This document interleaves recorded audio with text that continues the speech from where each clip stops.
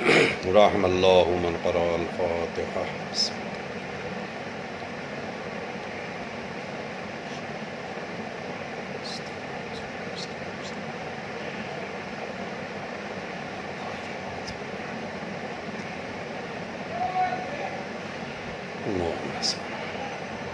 لا حول ولا قوة إلا بالله العلي العظيم. أعوذ بالله من الشيطان اللعين الرجيم. بسم الله الرحمن الرحيم. الحمد لله الذي خلقنا في أمته الذي فاز رتبته إلى قاب قوسين وأكرمنا بولاية وسيعه الذي ردت له الشمس مرتين وشرفنا بحب الزهراء أم السبطين التي فضلت على نساء العالمين وجعلنا من الباكين على مصاب الحسن والحسين وتسعة من ذرية الحسين الذين من بكى على مصابهم رجها حسناته أعمال الثقلين وهم أئمة المشرقين وهداة المغربين صلوات الله عليهم ما دام طلوع النيرين. الصلاة والسلام على النبي الأمي مكي المدني الغرشي الهاشمي الأبطحي النبي المسدد بشيرنا المؤيد نذيرنا الممجد المصطفى الأمجد المحمود الأحمدي أبي القاسم محمد. اللهم صل على محمد وعلى أهل بيته الطيبين الطاهرين المعصومين المظلومين ولعنة الله على أعدائهم أجمعين من يومنا هذا إلى يوم الدين. أما بعد فقد قال الله في كتابه المجيد. بسم الله الرحمن الرحيم. فاسألوا أهل الذكر إن كنتم لا تعلمون.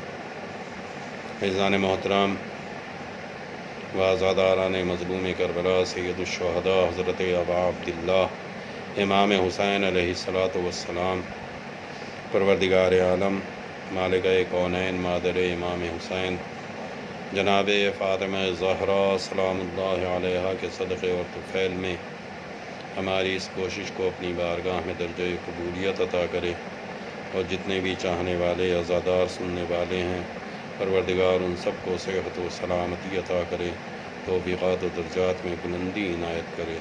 پروردگار بحق محمد و آل محمد بانی اعضا ہمارے عاصق جا بھائی، پروردگار انہیں بھی صحت و سلامتی عطا کر، توفیقات و درجات میں بلندی عنایت کر. الہی رزق میں وسعت عطا کر، کاروبار میں ترقی عنایت کر. الہی اس عزاداری کے صدقے میں دلی مراد کو پورا فرما. اور تھوڑی سی طبیعت علیل رہ رہی ہے، پروردگار مکمل طریقے سے صحت و سلامتی عطا کر. الہی اس عزاداری کے صدقے میں انہیں ان کے گھر والوں کو تمام تر آفات ارضی و سماوی سے محفوظ رکھ. الہی اس سے بہتر ہدیے کی توفیق عطا کر. فیضان محترم، ایک چھوٹا سا سلسلہ گفتگو ہے جو آپ کی خدمت میں عرض کیا جا رہا ہے. پروردگار عالم کا بھی قرآن مجید کے اندر ارشاد گرامی ہے کہ فَاسْأَلُوا أَهْلَ الذِّكْرِ إِن كُنتُمْ لَا تَعْلَمُونَ. فَاسْأَلُوا، سوال کرو، اہل ذکر سے، جو جاننے والے ہیں ان سے سوال کرو. کب سوال کرنا ہے؟ ان کنتم لا تعلمون، جب تمہیں خود علم نہ ہو تو جو لوگ علم رکھتے ہیں ان سے پوچھ لیا جائے. اور یہی حقیقت بھی ہے. لوگ سوال کرنے سے گھبراتے ہیں، لوگ سوال کرنے سے ڈرتے ہیں، جبکہ جو چیز آدمی کو نہیں آتی ہے، جس چیز کا آدمی کے پاس علم نہیں ہے، اسے چاہیے کہ جاننے والوں سے اس کے بارے میں سوال کر دے. اگر کسی بنا پر شرمندگی کی وجہ سے یا کسی اور سبب اگر آدمی سوال نہیں کرتا ہے تو اسے ظاہر ہے کہ ایک دن تو اس دنیا سے چلے جانا ہے. تو جس مسئلے کے بارے میں اسے علم نہیں ہے اس مسئلے سے جاہل دنیا سے چلا جائے، شاید یہ پروردگار کو پسند نہیں ہے. چونکہ عزاداری امام حسین اس وقت بہترین سلسلہ، بہترین درسگاہ، بہترین یونیورسٹی کا دروازہ کھلا ہوا ہے، اور تقریباً ہر گاؤں، ہر محلے، ہر شہر کے اندر علماء موجود ہیں۔ اگر ہمارے پاس کوئی علمی تشنگی ہے، اگر ہمارے پاس علمی کوئی پیاس ہے، تو ہمیں چاہیے کہ اس موقع سے فائدہ اٹھائیں اور وہ جو مسئلہ ہمارے ذہن میں الجھا ہوا ہے اسے اس موقع پر سلجھانے کی کوشش کریں۔ حالانکہ میں علماء اور ذاکرین سے بھی میری گزارش ہے کہ وہ کم سے کم اپنی مجلسوں کے اندر ایک یا دو مسئلہ ضرور بیان کریں، ایک یا دو منٹ کی کوئی نصیحت لازمی طور کے اوپر دیں، تاکہ جو امام حسین کا فرمان ہے کہ آمر بالمعروف و انہا عن المنکر وہ بھی ادا ہو جائے۔ کیوں؟ اس لیے کہ واقعاً یہ صدقہ ہے امام حسین کا، تو فعل ہے امام حسین کا کہ ہم ان کے عزادار ہیں، اور ہمارے پاس یہ مواقع موجود ہیں کہ جس کے ذریعے سے علم بھی نشر کیا جاتا ہے اور ہدایت کے راستے بھی ہمارے لیے مہیا اور فراہم ہوتے ہیں۔ خود پیغمبر اسلام کے فرمانات کے اندر آپ لوگ مجھ سے بہتر جانتے ہیں کہ نبی نے فرمایا ان الحسین مصباح الہدی و سفینۃ النجاۃ۔ نبی کا فرمان ہے کہ میں نے عرش اعظم کے اوپر لکھا ہوا دیکھا کہ ان الحسین مصباح الہدی، میں نے آسمانوں پر لکھا ہوا دیکھا کہ ان الحسین مصباح الہدی، حسین چراغ ہدایت ہے، و سفینۃ النجاۃ، اور نجات کا سفینہ ہے، نجات کی کشتی ہے۔ حسین چراغ ہدایت ہیں اور کشتی نجات ہے۔ اگر میں مختصر سے جملوں میں ادا کروں تو اس پوری دنیا کا اگر اندازہ لگایا جائے، پوری کائنات انسانیت کو دیکھا جائے، چاہے وہ کسی بھی مذہب یا کسی بھی فرقے سے تعلق رکھتے ہوں، چاہے وہ مسلمان ہوں یا نہ ہوں، چاہے وہ اسلام پر ایمان رکھتے ہوں یا نہ ہوں، چاہے وہ مسلمان ہوں یا نہ ہوں، کائنات کا ہر آدمی جس مذہب سے، جس فرقے سے، جس دین سے، جس قانون سے تعلق رکھتا ہو، اس ہر انسان کی طبیعت میں بس دو ہی چیزیں ہیں، شاید کوئی تیسری چیز انسانی طبیعت میں نہیں پائی جاتی۔ ان میں سب سے پہلی چیز ہے کہ وہ دنیا میں کامیاب رہنا چاہتا ہے اور آخرت میں نجات پانا چاہتا ہے۔ یہ ہر انسان جو بھی دنیا کے اندر عمل انجام دے رہے ہیں، جو بھی کارہائے نیک کر رہے ہیں، جتنے بھی رفاہ کے کام انجام دیے جا رہے ہیں، جتنی بھی اطاعت و عبادت کی جا رہی ہے، ان کا ہدف ایک ہی ہے، ان کا مقصد ایک ہی ہے کہ میں کامیاب ہو جاؤں اور دنیا میری کامیاب ہو جائے، میں صحیح راستے کے اوپر گامزن ہو جاؤں، میں غلط راستوں سے بچا رہ جاؤں۔ اگر آپ نماز پڑھتے ہیں تو آپ کی نماز میں دعا یہی ہوتی ہے کہ پروردگار ہدایت دے دے، پروردگار مجھے صحیح راستے کو، اور خود قرآن مجید کا یہ جملہ موجود ہے، اہدنا الصراط المستقیم، پروردگار ہمیں صراط مستقیم کے اوپر واقع ہے، اہدنا، ہمیں ہدایت دے، ہمیں برقرار رکھ۔ آپ ہر نماز میں اس سورہ کی تلاوت کرتے ہیں، اور دن میں کم سے کم 5 بار تو آدمی نماز پڑھتا ہی ہے، صبح، ظہر، عصر، مغرب، عشاء، اور ہر نماز میں یہ جملہ بار بار دہراتا ہے، اہدنا الصراط المستقیم، اہدنا الصراط المستقیم۔ تو اسے سوچنا چاہیے کہ یہ ہدایت ہے کون؟ تو نبی نے بتایا ان الحسین مصباح الہدی، حسین ہدایت ہے، وسفینۃ النجاۃ، اور یہی کشتی نجات ہے۔ لہذا ہم عبادت میں کہہ رہے ہیں اہدنا الصراط المستقیم، ہر عبادت کے بعد ہماری تمنا ہے، دعا ہے کہ پروردگار ہدایت پہ باقی رکھ، اور ہدایت کہاں ہے؟ امام حسین علیہ السلام۔ لہذا یہ بہترین مواقع جو ہمارے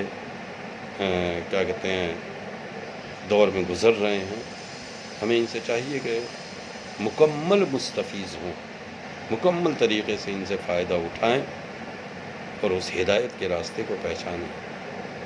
لہٰذا سب سے پہلی چیز دنیا کی تمنا کہ ہر آدمی چاہتا ہے کہ اس کی ہدایت رہے، وہ صحیح راستے کے اوپر گامزن رہے، وہ غلط راستے کے اوپر نہ جائے، وہ گمراہیوں کے راستے سے بچا رہے اور نیک اور سیدھے راستے کے اوپر گامزن رہے۔ دوسری تمنا ہے،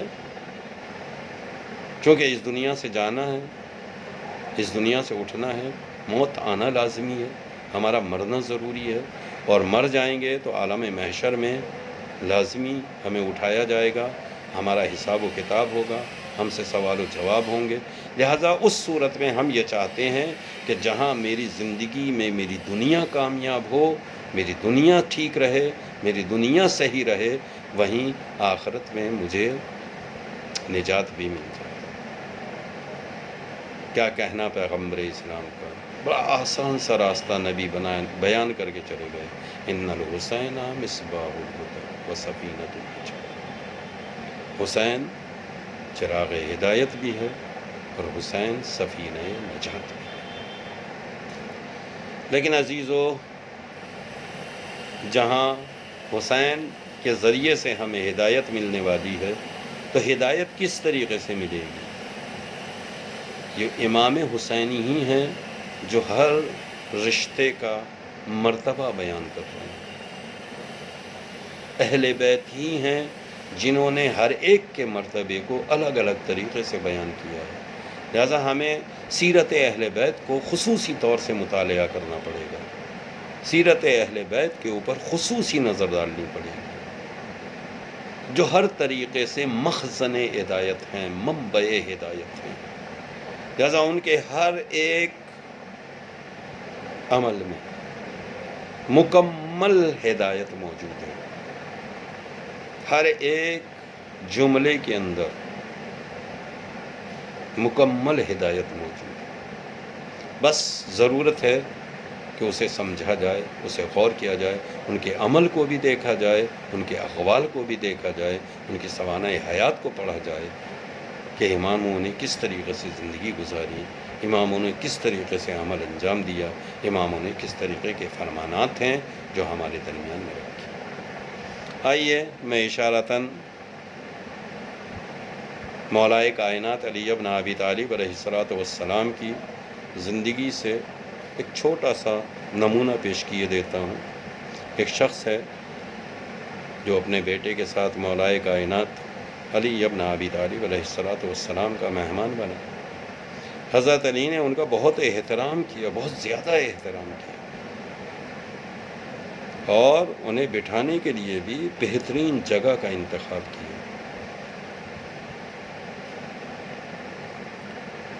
خود ان کے سامنے بیٹھے۔ یعنی کیا مطلب ہے؟ اگر آپ کے گھر کے اندر مہمان آ جائے تو آپ اسے اکیلا مت چھوڑیے، آپ اسے چھوڑ کے کسی اور کام میں مت لگ جائیے۔ مہمان آپ کے گھر میں آ گیا ہے تو آپ مکمل طریقے سے اس کا اہتمام کیجیے، جیسے مولائے کائنات نے احترام بھی کیا اور سامنے اس کے بیٹھ گئے۔ جب کھانے کا وقت آیا تو کھانا لایا گیا، لوگوں نے کھانا شروع کیا۔ کھانے کے بعد عنبر حضرت علی علیہ السلام کے مشہور غلام ہیں، انہوں نے مہمانوں کا ہاتھ دھلانے کے لیے ایک پانی کا لوٹا لے کے آئے، ہاتھ پہنچنے کے لیے تولیہ لے کے آئے۔ حضرت علی نے عنبر کے ہاتھ سے ان ہاتھوں کو دھلانے والی چیزوں کو لیا اور آگے بڑھے کہ میں خود مہمان کے ہاتھ دھلاؤں گا۔ یہاں سے یہ بھی پتہ چل رہا ہے کہ مہمان کتنا محترم ہوتا ہے، مہمان کا کتنا احترام ہے کہ مولائے کائنات خود ہاتھ دھلانے کے لیے آگے بڑھے۔ مہمان نے اپنے ہاتھ کھینچ لیا کہ نا مولا آپ اور میری یہ جرات، یہ نہیں ہو سکتا، کیسے ممکن ہے کہ آپ میرے ہاتھ دھلائیں گے؟ حضرت علی نے فرمایا تمہارا بھائی تم ہی جیسا ہے، وہ تمہاری خدمت کا شرف حاصل کرنا چاہتا ہے، اس کے عوض میں پروردگار عالم اس کو جزا دے گا۔ پھر تم کیوں نہیں چاہتے ہو کہ اس کا ثواب میں حاصل کروں، اس کام کو انجام دینے کے بعد اس ثواب کو میں لوں؟ پھر بھی اس شخص نے انکار کیا کہ نہیں مولا، یہ نہیں ہو سکتا ہے، مگر مولا کائنات نے اسے قسم دی کہ میں برادر مومن کی خدمت کا شرف حاصل کرنا چاہتا ہوں، تجھے قسم ہے کہ ہاتھ میں دھلاؤں گا اور تو ہاتھ دھو۔ لہذا مہمان نے شرمندگی اور پشیمانی کی حالت میں راضی ہو گیا اور حضرت علی نے اپنے ہاتھوں سے اس کے ہاتھ دھلائے۔ کیا شرف ہے مہمان کا! اب یہ عام آدمی مولا علی کا مہمان بنا ہے تو مولا علی اتنا احترام کر رہے ہیں۔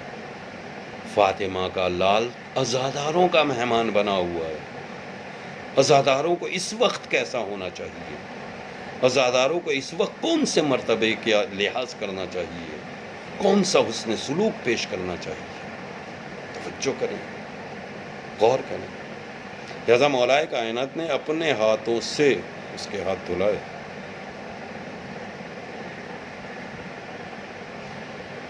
اس کے بعد حضرت علی نے فرمایا میری خواہش ہے کہ تم اپنے ہاتھوں کو اسی طرح دھونا کہ جیسے اگر قمبر دھلاتا اور تم ہاتھ دھوتے، میں دھلا رہا ہوں لہذا اسی طریقے سے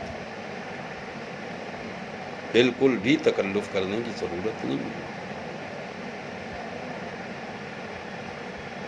جیسے ہی مہمان کے ہاتھ دھلا کر مولا علی فارغ ہوئے،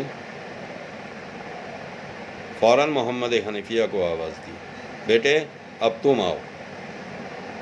اور چونکہ اس مہمان کے ساتھ اس کا بیٹا بھی موجود ہے، لہذا باپ کے ہاتھ میں نے دھلائے ہیں، بیٹے کے ہاتھ اب تم دھلاؤ۔ کیا مطلب ہے؟ حفظ مراتب۔ ایسا نہیں ہے کہ سب کے ساتھ ایک سا برتاؤ کرنے کے لیے کھڑے ہو جائیں۔ اب جو بھی آئے، باپ آئے تو باپ کے ساتھ بھی ویسا ہی، اور بیٹا آئے تو بیٹے کے ساتھ بھی ویسے ہی۔ جی نہیں، بیٹے کا مرتبہ الگ ہے، باپ کا مرتبہ الگ ہے۔ جس کا جو مرتبہ ہے اسی مرتبے کے اعتبار سے اس کا احترام کیا جائے۔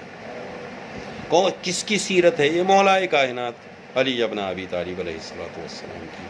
بیٹے باپ کے ہاتھ میں نے دھلائے ہیں، اب تم آؤ اس کے بیٹے کے ہاتھ دھلاؤ۔ ہاں اگر اس کے ساتھ یہ باپ نہ ہوتا، تنہا بیٹا میرا مہمان بنتا، تو پھر میں اپنے ہاتھوں سے اس کے ہاتھ دھلاتا، مگر چونکہ باپ موجود ہے اور ساتھ میں بیٹا بھی ہے، لہذا تمہارے والد نے اس کے والد کے ہاتھ دھلا دیے ہیں، لہذا اب میرا بیٹا اس کے بیٹے کے ہاتھ دھلائے۔ کیا مرتبہ ہے، کیا سیرت ہے یہ مکمل دروس ہیں۔ اہل بیت کوئی بھی عمل ابس انجام نہیں دیتے، ان کے یہاں جو بھی عمل پایا جاتا ہے وہ ایک اصول ہے، ایک قانون ہے جسے ہر چاہنے والے کو سمجھنا ضروری ہے۔ لہذا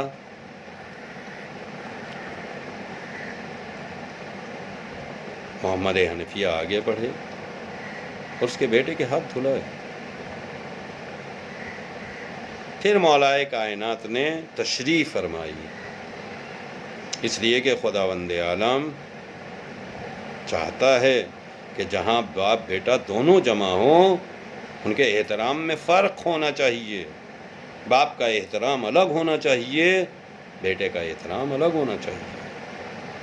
لہذا محمد حنفیہ نے باپ کے حکم کی تعمیل کی اور اس کے بیٹے کے ہاتھ دھلائے۔ اس موقع پر امام حسن عسکری علیہ السلام کا ایک فرمان موجود ہے امام نے کہا حقیقی شیعہ وہی ہوتا ہے جو مرتبے کا خیال رکھے کہ کس کا کیا مرتبہ ہے، کس کا کیا احترام ہے، حفظ مراتب کو ہمیشہ دھیان میں رکھے۔ بلکہ اگر میرے پاس موقع ہو تو میں 2 جملوں میں اسی طریقے کی ایک ہدایت اور جو خود امام حسین علیہ السلام کی یہ مشہور واقعہ ہے کہ ایک بوڑھا وضو کر رہا تھا مگر وضو کا طریقہ غلط تھا، لہذا امام حسن امام حسین وہ بزرگ ہے، امام کا بچپنا ہے، لہذا نہیں کہا کہ تیرا وضو غلط ہے، ہم تجھے صحیح وضو کرنا بتائیں گے، نہیں، انداز ہی بدل دیا۔ آپ بزرگ ہیں، اب ہم دونوں وضو کرتے ہیں، آپ دیکھیے ہم میں سے کس کا وضو ٹھیک ہے۔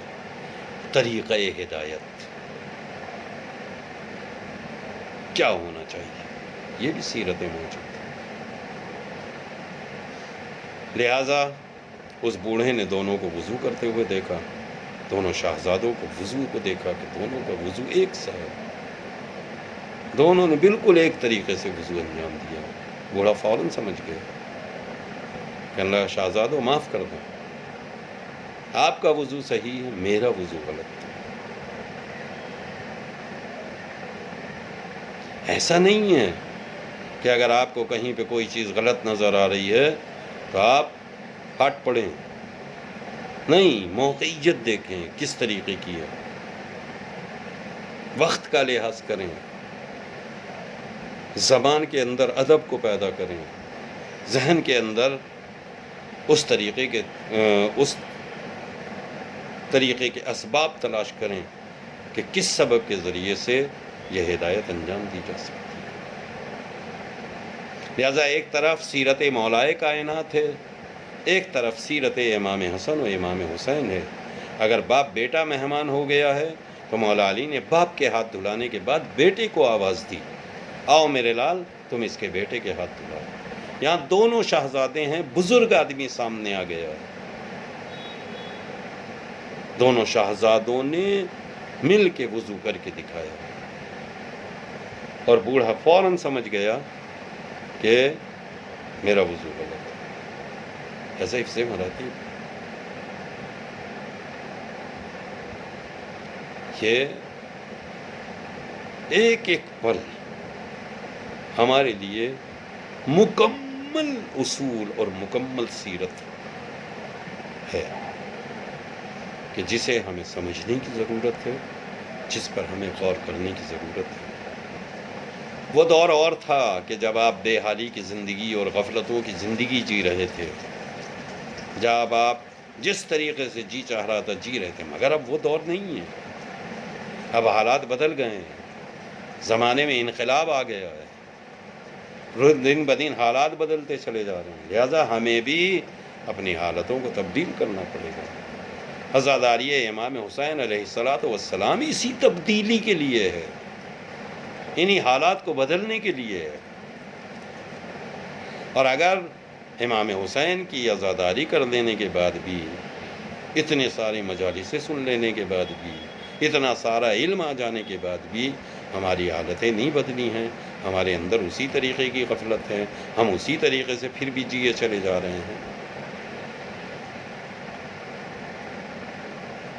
تو بس میں ایک جملہ ادا امام جعفر صادق علیہ السلام کا، امام نے ارشاد فرمایا کہ جب بھی کوئی نیک عمل کرو تو تم اپنے اندر جھانک کے دیکھو کہ تمہارے اندر اس سے کوئی تبدیلی واقع ہوئی ہے یا نہیں ہوئی ہے۔ اگر تبدیلی ہوئی ہے تو وہ عمل قبول ہو چکا ہے، اور اگر تبدیلی نہیں ہے، تم جیسے عمل سے پہلے تھے ویسے ہی عمل کرنے کے بعد ہو، تو پھر تمہارا وہ عمل بارگاہ خدا میں قبول نہیں ہے۔ پروردگار ہم دل و جان سے یہ عزاداری کر رہے ہیں، ہم روح کی گہرائیوں سے عزاداری کر رہے ہیں، ہماری روح کی گہرائیوں میں محبت امام حسین موجود ہے، پروردگار اسے سمجھنے کی بھی توفیق عطا کرتا ہے۔ آئیے، آج محرم کی 4 تاریخ ہو گئی، 2 دن ہو گئے ہیں حسین کا قافلہ مدینے میں آ چکا ہے۔ بس جب سے یہ قافلہ مدینے سے چلا تھا اور آج کربلا کے میدان میں چبا چکا ہے۔ حسین کی ماجائی جناب زینب کا بیان ہے، ایک دن جناب زینب نے اماں فضہ سے کہا کہ اماں فضہ میرے بھائی حسین کو بلاتے۔ جناب امام حسین خدمت جناب زینب میں آنے کے بعد پوچھا کہ بہن کیا بات ہے، آپ نے مجھے طلب فرمایا؟ کہا بھیا جب سے ہم مدینے سے چلے ہیں تب سے میں جہاں جہاں قافلہ رکا ہے، جہاں جہاں قافلے نے قیام کیا ہے، آدھی رات نصف شب گزرنے کے بعد میں نے کسی کے رونے کی آواز سنی ہے۔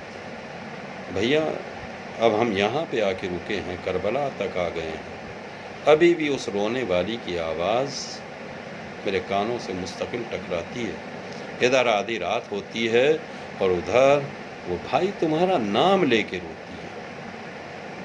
بھائی مجھے اس کے رونے پہ کوئی اعتراض نہیں ہے، مگر وہ جب تمہارا نام لے کے روتی ہے تو میرا کلیجہ پھٹ جاتا ہے۔ بھائی یہ رونے والی کون ہے؟ امام حسین نے کوئی جواب نہیں دیا اور صرف ایک جملہ کہا، زینب ایک کام کرو، آج رات جب آدھی رات گزر جائے، نصف شب گزر جائے تو تم خود آواز کے سہارے جا کے دیکھ لینا کہ وہ رونے والی کون۔ جناب زینب رات کی تاریکی آئی، نصف شب آئی، علی کی شیر دل بیٹی آواز کے سہارے آگے بڑھی اور چلتے چلتے ایک مقام پہ پہنچی تو کیا دیکھا کہ ایک نقاب پوش بی بی ہے جو زمین پر بیٹھی ہوئی، ہائے میرا حسین، ہائے میرا پیاسا حسین کہہ کہہ کے رو رہی ہے۔ جناب زینب قریب پہنچی اور جانے کے بعد کہتی ہے بی بی مجھے تیرے رونے پہ کوئی اعتراض نہیں ہے، تو جتنا رونا چاہتی ہے رو، مگر ایک کام کر میرے بھائی کا نام لے کے نہ رو، میرے ماں جائے کا نام ہے حسین، تو حسین کا نام لے کے روتی ہے، میرا کلیجہ پھٹ جاتا ہے بی بی۔ ہم تو ایسے ہی مصیبتوں میں گرفتار ہیں، ہم سے تو ایسے ہی وطن چھوٹ گیا ہے، ہم تو ایسے ہی مسافرت کے عالم میں، غریب الوطنی کا عالم ہے بی بی، میرا بھائی میرے ساتھ موجود ہے، میرے بھائی کا نام لے کر نہ رویا کر۔ ایک مرتبہ بیوی نے نقاب الٹ دی، الٹنے کے بعد کہتی ہے میری لال زینب نہ پہچانا، حسین اگر تیرا ماں جایا ہے تو میرے جگر کے ٹکڑے کا نام حسین میں کوئی اور نہیں، تیری ماں فاطمہ زہرا ہوں، جب سے میرے لال نے مدینہ چھوڑا ہے میں اپنا مزار چھوڑ کر اس کے قافلے کے پیچھے پیچھے آ رہی ہوں۔ عزادارو بس رونے کے مقام ہے، چند منٹ کی گفتگو، ایک روایت آپ کی خدمت میں عرض کر کے بات تمام کر لینا چاہتا ہوں۔ آج محرم کی 4 تاریخ ہو گئی ہے عزیزو، 2 دن ہو گئے، آج دوسرا دن ہے کہ فاطمہ کے لال کے خیموں میں پانی نہیں ہے۔ بعض تاریخوں نے لکھا ہے کہ 3 ہی محرم سے پانی بند ہو گیا تھا، پانی ختم ہو گیا تھا، لہذا کل کی تاریخ میں بھی حسین کے خیموں میں پانی نہ تھا، آج بھی حسین کے خیموں میں پانی موجود نہیں ہے۔ یہ تو بچوں کی پیاس ہے جو مشہور ہے، 7 محرم سے ننھے ننھے بچے پیاسے ہیں، فاطمہ کا لال تو 3 ہی محرم سے پیاسا ہے۔ ہاں میرے عزیزو اب خیموں میں پانی موجود نہیں ہے، بچے الاتش کی صدائیں بلند کر رہے ہیں، بس ایک جملہ ادا کرنا ہے، کس کے سبب یہ پانی موجود نہیں ہے؟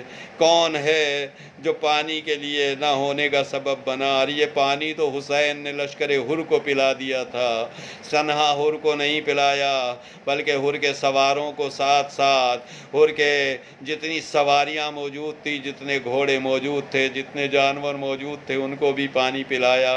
جب حسین سب کو پانی پلا چکے ہیں اور حسین نے پوچھا کہ اب تو کوئی پیاسا نہ رہ گیا، تاریخ نے لکھا ہے کہ ایک شخص بہت دور سے آواز دیتا ہوا آ رہا تھا، میں ابھی پیاسا ہوں، ابھی مجھے پانی نہیں ملا ہے، ابھی میں پیاسا ہوں۔ عزیزو فاطمہ کے لال کی نظر پڑی، آواز دی ابھی دہانوں کو بند نہ کیا جائے، ابھی مشکیزیں کے دہانوں کو کھلا رکھا جائے، دیکھو وہ کوئی ہے جو پیاسا تڑپتا ہوا چلا آ رہا ہے۔ تاریخ نے لکھا ہے کہ وہ قریب آیا، آنے کے بعد بعد ایک مرتبہ امام حسین نے اپنے ہاتھوں میں مشکیزہ اٹھایا، اٹھانے کے بعد دہانہ اس کے ہاتھوں کی طرف کھولا، مگر شدت تشنگی اتنی زیادہ تھی کہ اپنے ہاتھوں سے چلو بنا کر پانی نہ پی پا رہا تھا۔ ایک مرتبہ فاطمہ کا لال تڑپ گیا، اے بھائی مجھ سے تمہاری تشنگی برداشت نہیں ہو رہی ہے۔ حسین نے اپنے ہاتھوں سے چلو بنائی، لے میں پانی چلو بنا لیتا ہوں، تو آرام سے پانی پی لے۔ اس نے پانی پینا شروع کیا، سیراب ہو کے پانی پیا، کہ مولا پیاس بجھ گئی ہے۔ میں کہوں گا اے فاطمہ کے لال، آج اپنے ہاتھوں سے پانی پلا رہے ہو، ارے کل کربلا کے میدان میں شام غریبہ کے بعد آپ کی لال سکینہ آواز دے رہی ہوگی اور کوئی نہ ہوگا جو بچی کی فریاد کو سنے، شاید آواز دے کے کہے بابا آپ نے دشمنوں کو پانی پلایا تھا، یہ آپ کی آل و اولاد ہے جسے تشنگی کے عالم میں رسیوں میں جکڑا جا رہا ہے۔ سيعلم الذين ظلموا أي منقلب ينقلبون ولعنة الله على أعدائهم أجمعين إنا لله وإنا إليه راجعون۔ الہی بحق الزہرا وامیہا وبعلہا وبنیہا، پروردگار ہماری اس مختصر سی عزا کو قبول فرما دے، الہی حاضرین کی دلی مرادوں کو پورا کر دے، پروردگار بے روزگاروں کو روزگار عطا کر، با روزگار کے روزگار میں ترقی عنایت کر، الہی جو مقروض ہیں ان کے قرضوں کو ادا کر، جو بیمار ہیں انہیں شفاء کاملہ عاجلہ عطا کر، پروردگار بانی مجلس ہمارے آصف جاں بھائیوں نے صحت و سلامتی عطا کر، الہی ان کی توفیقات میں بلندی عنایت کر، رزق میں وسعت عطا کر، کاروبار میں ترقی عنایت کر، اس عزاداری کے صدقے میں انہیں ان کے گھر والوں کو محفوظ رکھ، اے میرے معبود اس سے بہتر توفیق عنایت کر، امام کے ظہور میں تعجیل فرما، ہمیں ان کے ناصرین میں شمار فرما، ماتم حسین